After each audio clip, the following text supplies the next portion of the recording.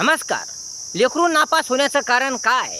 या लेकराला कमी मार्क पडण्याचं कारण काय? हा विषय आपण पाहत आहोत. या विषयाचे सविस्तर विश्लेषण करत आहोत. लेकरू नापास होण्याचं कारण काय? लेकराला कमी मार्क पडण्याचं कारण काय? याची भरपूर कारणं आहेत. त्यातलं एक कारण म्हणजे लेकरू जर आपल्या आईवडिलाला सोडून जर इतर नातलगाच्या घरी राहत असेल, म्हणजे त्या लेकराच्या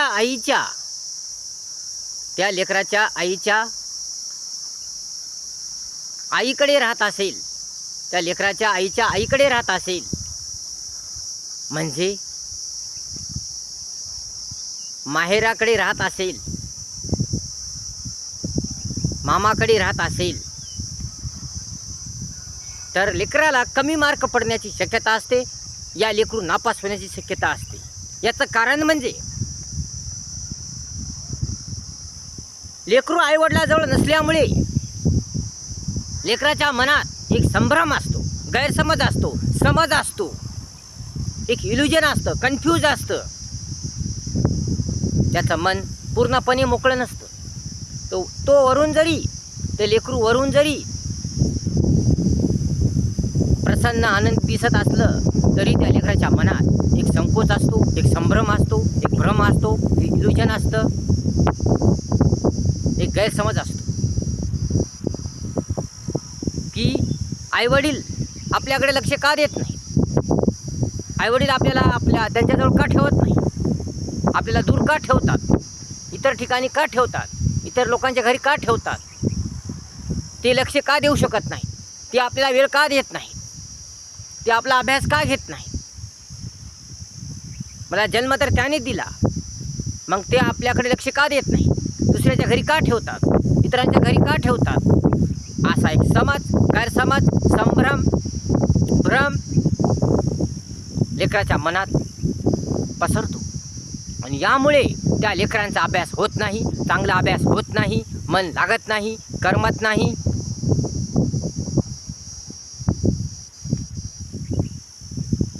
आणि अभ्यास न झाल्यामुळे, चांगला अभ्यास न झाल्यामुळे, मन फ्री नसल्यामुळे, मनात अनेक गोष्टी असल्यामुळे, मनात अनेक बंधनं असल्यामुळे, मनात एक संभ्रम, भ्रम, गैरसमज, समज असल्यामुळे त्या लेकराचा अभ्यास होत नाही, थोडाही अभ्यास होत नाही, चांगला अभ्यास होत नाही. मन मोकळेपणाने लेकरू अभ्यास करू शकत नाही, आनंदाने प्रसन्नतेने लेकरू अभ्यास करू शकत नाही. ते बंधनाने, जबरदस्तीने अभ्यास करतं.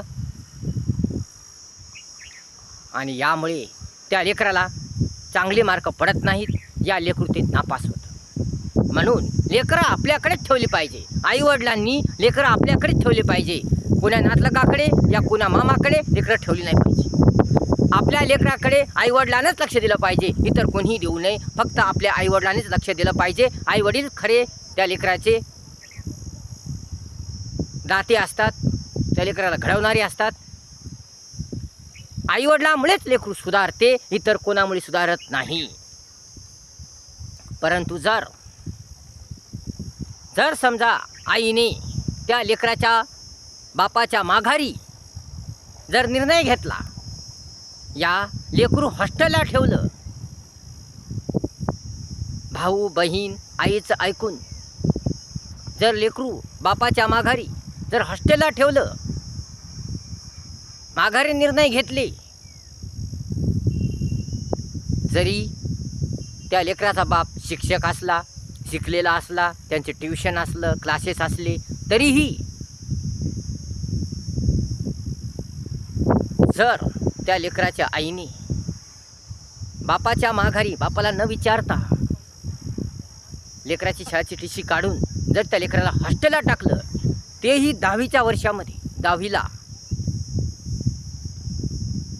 टाकलं, बापाच्या माघारीच टाकलं, भाऊ बहीण आई यांचं ऐकून जर हॉस्टेलला टाकलं, तर लेकराला चांगली मार्क पडत नाही, लेकरू चांगल्या रीतीने पास होत नाही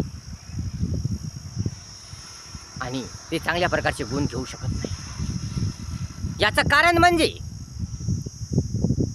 लेकराला दोघांची साथ हवी असते. लेकराला दोघांचंही प्रेम हवं असतं, लेकराला दोघांचाही दिलासा हवा असतो. परंतु हॉस्टेलला टाकल्यामुळे, बापाच्या माघारी हॉस्टेलला टाकल्यामुळे, भाऊ बहीण आईचं ऐकून हॉस्टेलला टाकल्यामुळे, निर्णय घेतल्यामुळे त्या लेकराच्या मनात एक कन्फ्यूज होतं, संभ्रम होतो, भ्रम होतो. आईने आपल्या वडिलाच्या माघारी हॉस्टेलला का टाकला असेल, माझी टीसी का काढली असेल, असं का केलं असेल, माझ्या बापाला का विचारलं नसेल, माझ्या आईने माझ्या बापाला का विचारलं नसेल, माघारी निर्णय का घेतला असेल, का टाकला असेल माघारी. माझा बाप तर शिक्षक आहे, माझा बाप तर मला चांगलं शिकवत होता आणि आतापर्यंत मला मार्कही चांगलं पडत आलेले आहेत आणि माझ्याकडे चांगलं लक्ष देत होता. तरीही माझ्या आईने माझ्या बापाला न विचारता मला हॉस्टेलला टाकली, मला इकडे दुसरीकडे ठेवली. का ठेवलं असेल, असा एक भ्रम संभ्रम वातावरण त्या लेकराच्या मनात तयार होतं आणि लेकरू कन्फ्यूज होतं आणि त्यामुळे लेकराचा अभ्यास होत नाही, त्याचा नीट अभ्यास होत नाही, चांगला अभ्यास होत नाही. आणि अभ्यास न झाल्यामुळं, चांगला अभ्यास न झाल्यामुळं, सुंदर अभ्यास न झाल्यामुळं, त्या लेकराच्या मनात कन्फ्यूज असल्यामुळं, संभ्रम असल्यामुळं, भ्रम असल्यामुळं ते लेकरू नापास होतं, या कमी मार्क पडतात आणि मग त्या लेकराचं भविष्य उद्ध्वस्त होतं. म्हणून असं करू नये. कारण लेकराला, आपल्या मुलाला, आपल्या लेकराला दोघाचीही साथ हवी असते. आई आणि वडील या दोघाचीही साथ हवी असते, दोघाचंही प्रेम हवं असतं, दोघाचाही दिलासा हवी असते, दोघाचंही मार्गदर्शन हवं असतं. म्हणून भाऊ आणि बहीण, आई यांचं ऐकून आपल्या लेकराचा नाश करू नये. नवरा बायकोंनी एकमेकावर विश्वास ठेवावा, एकमेकावर प्रेम करावं, एकता ठेवावी, सत्यता ठेवावी. नवरा बायकोंनी इतराचं ऐकून, कोणाचं ऐकून आपल्या लेकराचा नाश करू नये. नवरा बायकोंनी एकमेकाला विचारूनच, एकमेकाच्या सहमतीनंच निर्णय घेतला पाहिजे. निर्णय घेतला पाहिजे, आपल्या लेकराच्या बाबतीत निर्णय घेतला पाहिजे. आणि दोघंही नवरा बायको हे लेकरा बाबतीत जागरूक असले पाहिजे, दक्ष असले पाहिजे, सावधान असले पाहिजे, सतर्क असले पाहिजे.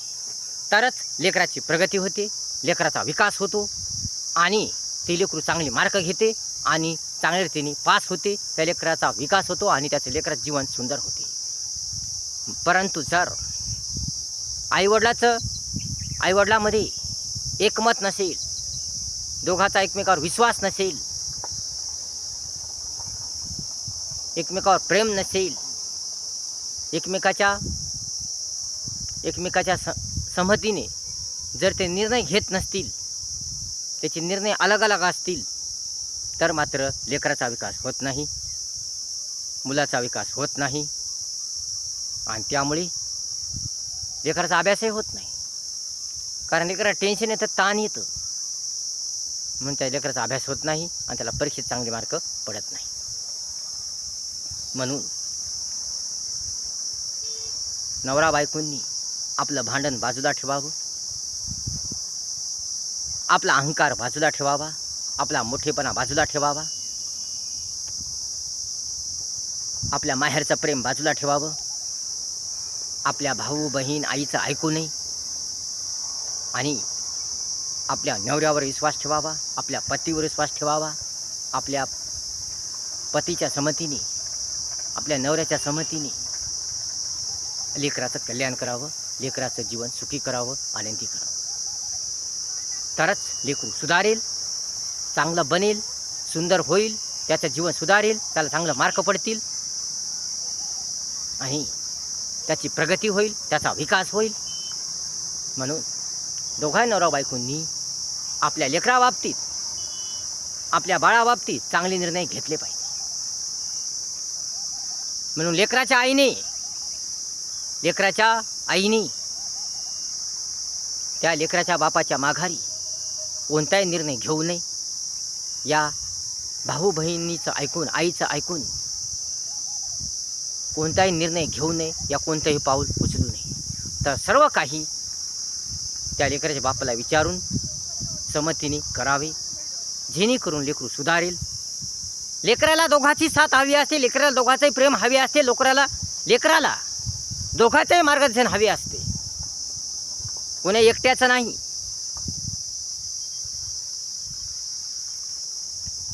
हे आई वडिलांनी समजून घेतलं पाहिजे. परंतु असं होत नाही. आणि मग लेकराला बापाच्या माघारी जर हॉस्टेलला टाकलं, या टीसी चांगल्या शाळेची टीसी काढून हॉस्टेलला टाकलं, या कोणताही निर्णय घेतला, भावाचं बहिणीचं आईचं ऐकून कोणताही निर्णय घेतला, तर मग लेकरू सुधारत नाही, विकसित होत नाही, त्याची प्रगती होत नाही आणि त्याचं जीवन सुधारत नाही. त्याच्या मनात एक प्रकारचा संभ्रम राहतो आणि ते लेकरू आपल्यापासून दूर होतं. त्याला वाटतं की आपल्या आईवडिलांमध्ये सत्यता नाही, एकता नाही, आपले आईवडील एकमेकापासून दूर राहतात, चांगलं राहत नाही, प्रेमानं राहत नाही, भांडणं करतात, वाद करतात. असं लेकराच्या मनात एक संभ्रम तयार होतो, एक भ्रम तयार होतो. पण जर आईवडील या दोघांमध्ये जर सत्यता असेल, एकता असेल, प्रेम असेल, विश्वास असेल, दोघंही एकमेकाच्या सहमतीने निर्णय घेत असतील, लेकराचं ऐकून, आपल्या लेकराचं मत घेऊन, आपल्या लेकराच्या मनाप्रमाणे जर निर्णय घेत असतील, दोघांचं एकमेकावर प्रेम असेल, घरात शांतता असेल, चांगलं वातावरण असेल, प्रेम असेल, सत्यता असेल, शिस्तता असेल, चांगुलपणा असेल,